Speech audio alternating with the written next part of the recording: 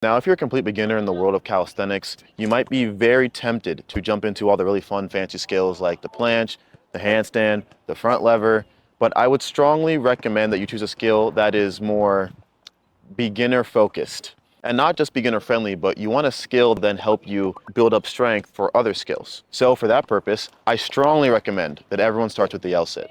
This includes both the hanging and the floor variation. These skills help build up your grip strength, your core strength, and it's going to be your first time putting together all your different parts of your body to form a skill. You'll be static and rigid. It's your first time doing that. And doing that is going to aid in every part of your journey, from other beginner skills to more advanced skills. And for example, taking the pull-up, when a lot of people do the pull-up, they do their knees behind their back, they bend their knees, their back is arched, and they're doing something up there. But alternatively, doing it with hollow body form will aid you with things like the muscle up, because you'll already be in that rigid position, you'll be able to swing better, and you'll have a better form for the muscle up. So just doing that and strengthening your core and stability and rigidness helps with other parts of your journey. Not to mention, it helps you out with your beginner to handstand transition, which a lot of people like to do as a beginner skill. Now, the biggest problem a lot of people run into when they first start this skill is that they think it's way too hard. But the L-sit is actually extremely easy if you follow the progressions and the right steps. If you're skipping steps, you're not following the right programming, you're never going to get it. But if you just follow what I have in this video, you should have it just fine. So the first and most important thing that I want to touch on would be the form. We're going to start with the hanging variation because that one's much easier, and then we're going to move on to the floor variation, which is going to be the harder one. But both are effectively the same thing, just a little bit differences here and there. So we're going to start with this one and then move on to that one. For the hanging variation, very simple. You want to grab onto the bar with both hands and you want to enter an active hang. You should know what this is by now. If you don't, it just simply is you shrugging your shoulders while in the pull-up position like so. This is going to give you more stability and control over your hanging rather than just be a dead hang swing. And then once you're in your active hang, it's going to be as simple as just lifting your legs up. You're going to be a little bit of compression. It's going to take a little bit of quad strength, a little bit of flexibility, but for the most part, this should be pretty easy for you to attain. Now for the floor variation, this one gets a lot of people hung up. The problem is that when a lot of people put their hands on the floor, they do it from their back and they just push off into nothing. You're not going to get your body off the ground if you're not pushing from your center of gravity. So slide your hands up, find your center, and then push off from there. Now that you have the right form down, we'll move on to the progressions. Now the progressions for the hanging and the floor variation are pretty much the same. I think you should start with the hanging, do the progressions there, and then move to the floor. Doing them on the floor is possible. If you guys don't have access to a pull-up bar, then the floor I understand, but it's a little weirder, all right? Unless you have a chair or parallettes or books, crunching up into a tuck and then one leg out, for me, it always felt weird, but it can still be very much possible. So what you want to do first is obviously grab the bar, enter an active hang, and what I want you to start off with is a bent knee variation. This is simply just you bringing up your knees and act as if you're sitting on a chair in the air, so a 90-degree angle. And you're going to hold that for 30 seconds. All right, give me 3 to 5 sets of 30 seconds. When I say 3 to 5 sets, I know 5 sets is likely very impossible when you're first starting out.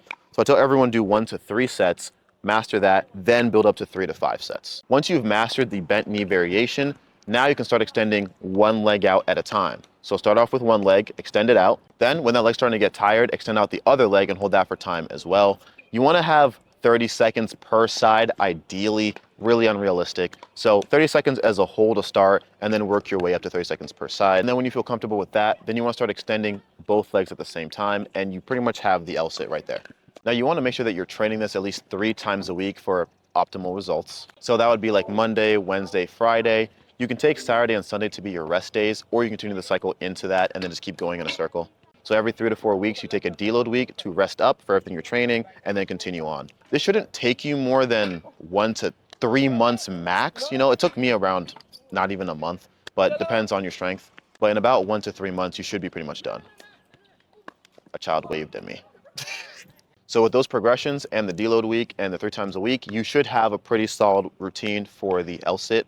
Now, progressions themselves are fine in strengthening you. I think you'll honestly be fine with them, but I always like to offer accessory exercises to help aid in the strength of the skill. What I normally like to do is I do 1 or 2 exercises for the progressions, and then I do 2 to 3 for the accessories. So in this case, you just have 1. So either the bent, the one leg, or both legs out holding for time. And then the accessories would be things like leg raises, V-ups, hollow body holds, planks even. Other core exercises that help aid in strengthening the L-sit would be accessories. So the ideal workout schedule for you could be you start off with the bent knee and then you just add in leg raises and hollow body holds, and that can be exercise for the day. You can kind of fine tune it to how you feel. You know, everyone's different. It all kind of varies depending on yourself. Some days I would go really hard and do the maximum. So I do like 2 progressions, you know, 1 static, 1 dynamic, and then do 3 accessories. Some days I would just do 1 progression and maybe 1 or 2 accessories and call it a day. But in this case for the L-sit, as long as you're doing the progression at least, you should be fine if you're short on time. But then feel free to throw in those accessories in there if you feel like you can do more work. Honorable mentions, some common problems I've seen with people training the skill is very bad mobility. You need to work on your mobility for this. Now, if you're really bad at compressing, this can be a bit difficult for you. If you have really bad mobility in your hamstrings or your quads, it can be difficult for you. So just make sure you work on those problems, you know, doing some toe touches, sitting down or standing to help work on your mobility for that. Start doing some leg lifts to help with your quad strength, fix those issues with the quad and the hamstrings and the hip flexors. Now, that should be everything you need, hopefully, for this L-sit. If you do need additional help, you don't understand some things, I do offer one-on-one coaching. It's linked below in the description if you want to apply for that. Now, additionally, I do have the community program. If you want to learn additional skills, what you should be doing next, everything encompassing calisthenics, along with the community support and asking questions, that's going to be linked below in the description as well. And with that, that should be everything you need. And I think you should watch this video next. It might help you a lot.